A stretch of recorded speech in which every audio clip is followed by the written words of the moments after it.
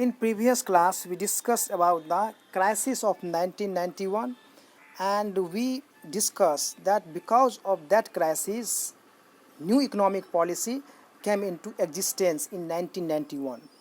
So now we will start the new economic policy of 1991 from now onwards. But before that, we are going to discuss one thing, that is, we discussed in previous class that the set of policies that was launched in 1991, we can classify those into two categories: the stabilization measures and second one is structural reform measures. Means all the measures, all the reforms which took place in 1991 new economic policy can be classified into two groups, that is stabilization measures and structural reform measures. So we are going to discuss these two measures, just have a brief view on this. Stabilization measures are short-term measures intended to correct some of the weaknesses that have developed in the balance of payment and to bring inflation under control. तो जो stabilization measures होता है वो होता है केवल short term measures होता है, मतलब शॉर्ट पीरियड के लिए जो होता है इसका होता है इंटेंशन होता है. So intended to correct some of the weaknesses that have developed in the balance of payments. Balance of payments में जो वीकनेस आ जाता है उसको कम करने के लिए, उसको रिड्यूस करने के लिए शॉर्ट पीरियड में, और इन्फ्लेशन को कंट्रोल करने के लिए, महंगाई को कंट्रोल करने के लिए, ये दो जो है सबसे बड़ा प्रॉब्लम है, उसको सॉल्व करने के लिए शॉर्ट पीरियड में आपको स्टेबलाइजेशन मेजर्स को लाया गया. This means that there was need to maintain sufficient foreign exchange reserves and keep price rise under control. इसका मतलब ये हुआ कि बैलेंस ऑफ पेमेंट का जो वीकनेस या जो प्रॉब्लम जो है अराइज होता है तो उसको कैसे कम किया जा सकता है, उसको फॉरेन एक्सचेंज रिजर्व से कम किया जा सकता है, उसको बाहरी लोन को चुकाया जा सकता है. यदि हमारे पास में फॉरेन एक्सचेंज रिजर्व इनफ मात्रा में रहेगा, सफिशिएंट में रहेगा, तो हम लोग इस क्राइसिस से उबर सकते हैं. उसी तरह से जो प्राइस राइज होगा, यदि महंगाई होगा तो उसमें भी फॉरेन एक्सचेंज को यूज किया जा सकता है. यदि महंगाई हो गया, कोई गुड्स एंड सर्विस का जो है यहाँ पे सप्लाई कम हो गया, तो हम लोग फॉरेन एक्सचेंज रिजर्व से जो फॉरेन करेंसीज है उससे हम लोग बाहर से गुड्स एंड सर्विस को इंपोर्ट कर सकते हैं, बाहर से खरीद सकते हैं. तो ये जो है आप अपनाया जा सकता है. तो जब हमारे पास इनफ फॉरेन एक्सचेंज रिजर्व्स रहेगा तो बैलेंस ऑफ पेमेंट को भी हम लोग जो है मेंटेन कर सकते हैं और इन्फ्लेशन को भी जो है शॉर्ट पीरियड में कंट्रोल कर सकते हैं.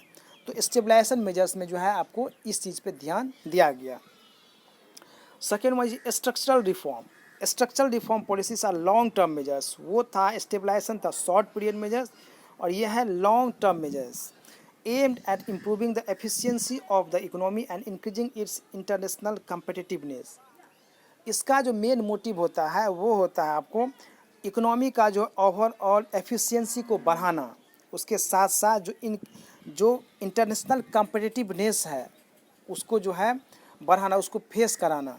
पहले क्या होता था, 1990 से पहले जो हमारा इकोनॉमिक पॉलिसीज़ था वहाँ पे आपको इंटरनेशनल कंपटीशन से बचाया जाता था डोमेस्टिक इंडस्ट्रीज़ को, डोमेस्टिक इकोनॉमी को.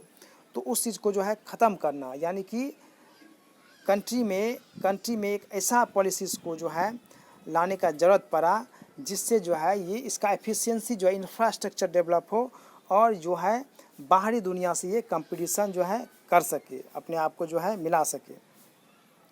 The government initiated a variety of policies which fall under three heads: liberalisation, privatisation and globalisation. और ये सभी पॉलिसी जो 1991 में लाया गया उसको हम लोग तीन हेड्स से उसको हम लोग जनरली रिप्रेजेंट करते हैं, उसको हम लोग देखते हैं, डिवाइड करते हैं. One is liberalisation, second one is privatisation and third one is globalisation, जिसको शॉर्ट में LPG मॉडल बोलते हैं. तो इसको हम लोग वन बाय वन जो है देखने वाले हैं. So first thing that we are going to discuss is liberalization. Liberalization was introduced in the restrictions which were imposed to regulate the economic activities and open various sectors of the economy. Now liberalization जो है क्यों लाया गया, जो पहले आपको laws बना था, रिस्ट्रिक्शंस जो इम्पोज किया गया था इंडस्ट्रीज़ के खिलाफ, प्राइवेट इंडस्ट्रीज़ के खिलाफ, वो सभी को जो है ख़त्म किया गया. So it was introduce to in the restrictions which were impose to regulate the economic जो इकोनॉमिक एक्टिविटीज़ था उसके लिए जो लॉ क्रिएट किया गया था, बहुत सारा रिस्ट्रिक्शन जो दे दिया गया था, इम्पोज कर दिया गया था, उसको हटाया गया।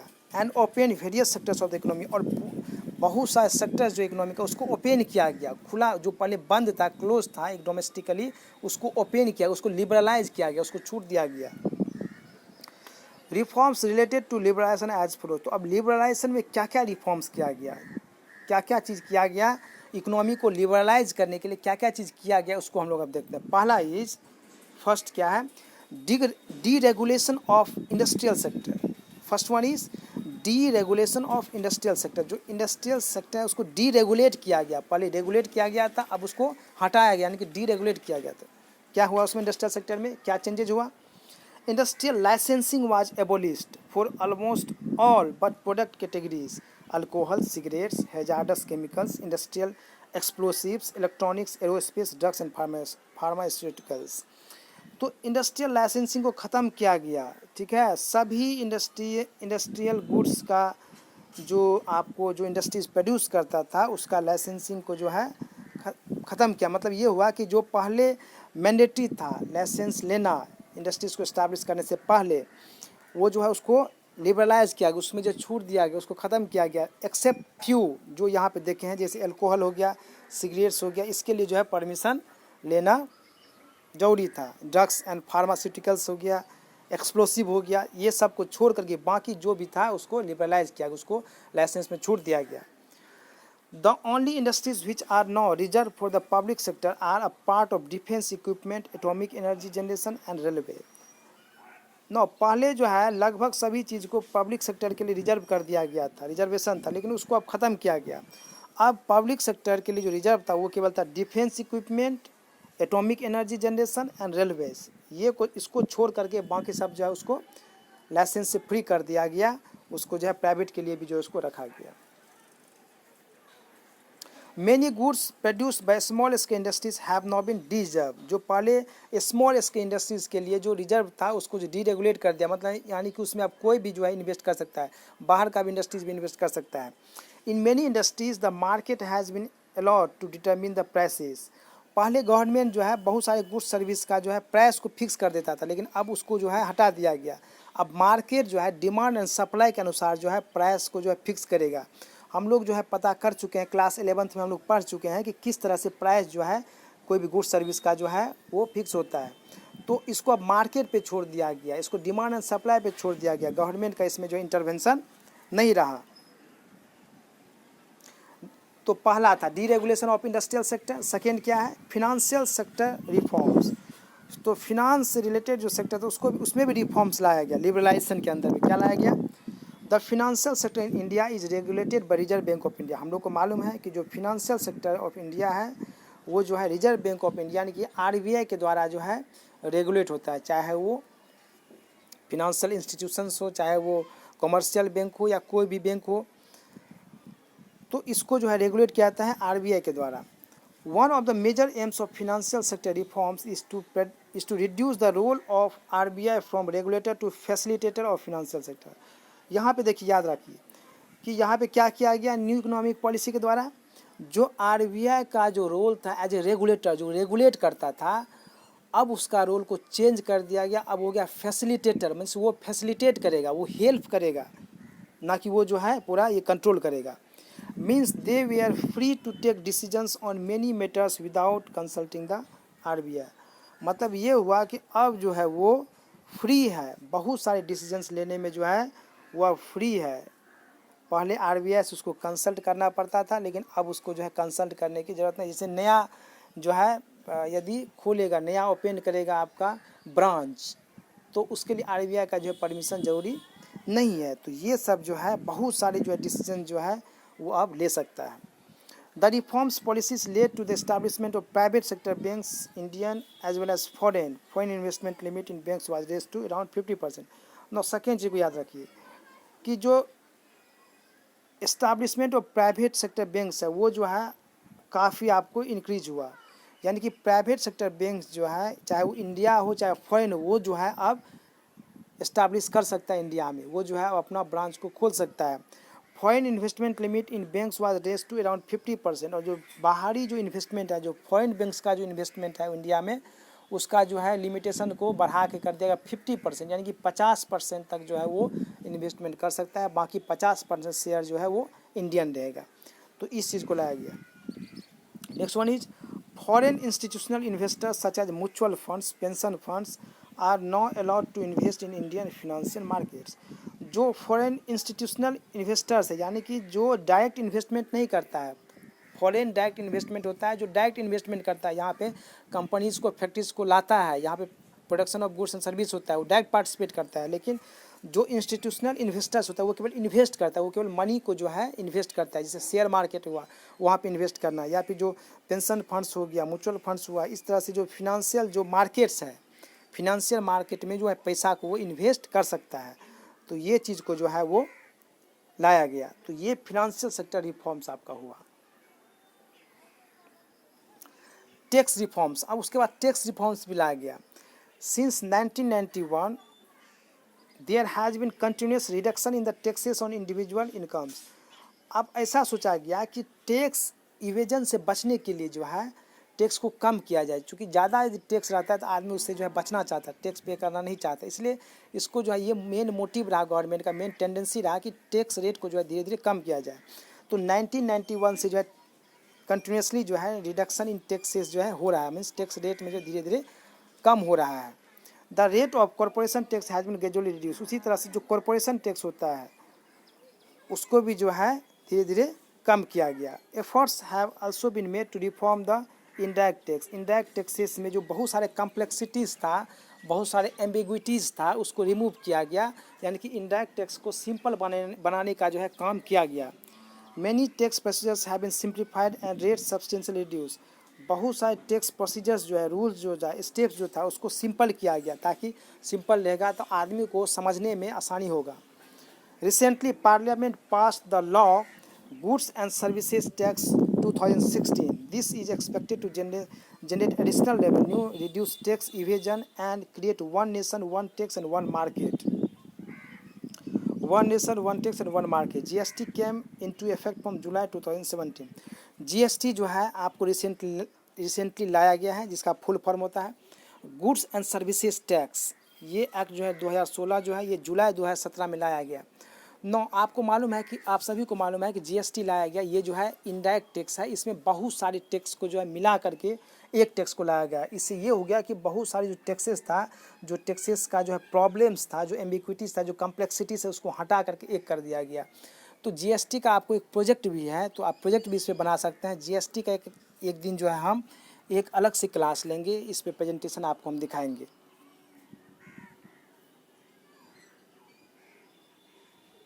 Next one is foreign exchange reforms. तो लिबरलाइजेशन में फॉरेन एक्सचेंज रिफॉर्म्स में भी कुछ जो है चेंजेस लाया। क्या लाया?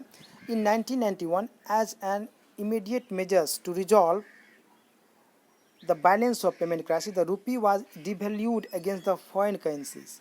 आप देखिए, रूपी का जो वैल्यू को जानबूझ के कम कर दिया गया। आपको किस लिए? तो फॉरेन करेंसीज को लाने के लिए, यानी कि फॉरेन एक्सचेंज को, फॉरेन करेंसी को, यानी कि डॉलर को जमा करने के लिए, इंडिया में लाने के लिए जो है रूपी का वैल्यू को कम किया गया। आप ये सोच रहे होंगे कि रूपी का वैल्यू को गिराने से कैसे आएगा फॉरेन एक्सचेंज, बाहरी करेंसी कैसे आएगा इंडिया में, तो उसको हम लोग जो है हम अभी डिस्कस बताने जा रहे हैं। लेकिन इसका एक आपको सेपरेट चैप्टर है फॉरेन एक्सचेंज का मैक्रो इकोनॉमिक्स में, जिस पे हम लोग डिटेल में देखेंगे। लेकिन अभी आप जान लीजिए कि मान लीजिए कि रूपी का वैल्यू जो है कम कर दिया गया, यानी कि अभी सपोज कीजिए कि $1 इक्वल टू 70 रुपीज़ है, यानी कि $1 और 70 रुपया बराबर है। तो मान लीजिए कि कोई भी सामान जो 70 रुपया का सामान है, इंडिया जो है यदि अमेरिका में बेचने गया तो 70 रुपया का सामान के लिए उसको जो है कितना डॉलर देना पड़ेगा? $1 देगा। ठीक है। अब क्या किया हम लोग, डॉलर का रुपीज़ का वैल्यू को गिरा दिए, कम कर दिए, यानी कि रुपीज़ का वैल्यू गिरने का मतलब ये हो गया कि अब 70 रुपया की जगह पे मान लो 140 रुपया कर दिया, यानी कि $1 में जो है अब 140 रुपया जो है मिलेगा, रुपये का वैल्यू कम हो गया। तो अब यदि अमेरिका जो है सामान खरीदेगा तो पहले 70 रुपया में खरीदता था, लेकिन अब उसको आधा डॉलर में ही उसको 70 रुपया मिल रहा है, क्योंकि $1 का वैल्यू है 140 रुपया। तो यदि वो $1/2 ही खर्च कर रहा है तो उसको जो है 70 रुपया का सामान मिल जा रहा है। तो यानी कि इंडियन गुड्स जो है वो सस्ता हो गया। तो इंडियन गुड्स यदि सस्ता हो गया तो हमारा एक्सपोर्ट बढ़ेगा। हमारा एक्सपोर्ट यदि बढ़ेगा तो हमारे यहाँ जो है फॉरेन करेंसीज आएगा, डॉलर आएगा या फिर यूरो आएगा। तो इस तरह से जो है आपका फॉरेन एक्सचेंज जो है बढ़ा। So this led to increase in the inflow of foreign exchange. और करेंसी का वैल्यू, रुपीज़ का वैल्यू को गिराने से क्या हुआ, आपको फॉरेन करेंसी जो है, फॉरेन एक्सचेंज जो है वो बहुत ज़्यादा बढ़ गया। Foreign exchange determination is left on market. Now the demand and supply determines the foreign exchange rate. लेकिन अभी जो है आपको फॉरेन एक्सचेंज को हम लोग डिवैल्यू नहीं कर सकते हैं, क्योंकि अब जो सिस्टम है वो है आपको मार्केट डिमांड एंड सप्लाई पे जो हम लोग छोड़ दिए हैं। यानी कि मार्केट फिक्स करेगा कि रुपये का वैल्यू जो है डॉलर के मुकाबले या दूसरा फॉरेन करेंसीज के मुकाबले क्या होगा, कितना होगा। तो जिसका ज़्यादा डिमांड है उसका वैल्यू ज़्यादा होता है, जिसका डिमांड कम होता है उसका वैल्यू जो है आपको कम होता है। तो इस चीज़ को याद रखना है कि अब जो है foreign currency, foreign exchange rate जो होता है वो आपका फिक्स नहीं है बल्कि फ्लोटिंग है। वो डिमांड एंड सप्लाई के अनुसार जो है बढ़ता घटता रहता है। तो this is, I think this is all about that we are needed to discuss in today's class. Next we will be discussing next class. Thank you.